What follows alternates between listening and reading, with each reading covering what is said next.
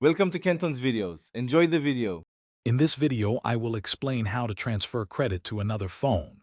First, ensure both phones are on the same network provider, as this is often a key requirement. You'll typically use a short code or an app provided by your carrier.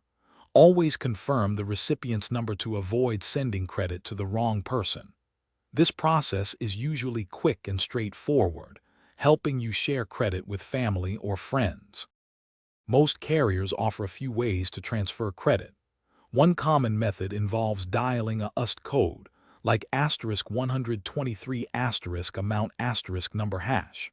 Another popular option is using your network's mobile application, which often has a dedicated section for credit sharing.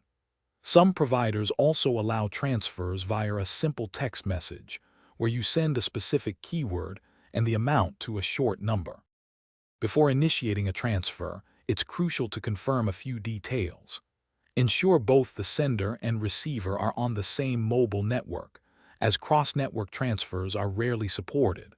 Also, be mindful of any transfer limits your provider might impose, such as a maximum of $50 per day or a minimum transfer of $1.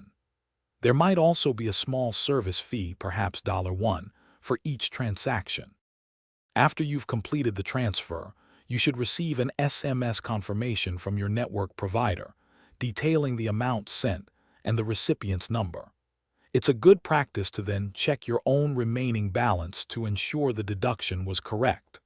Finally, inform the person you sent the credit to so they can also verify their new balance and confirm they received the funds. Thanks for watching. Consider subscribing if we helped you.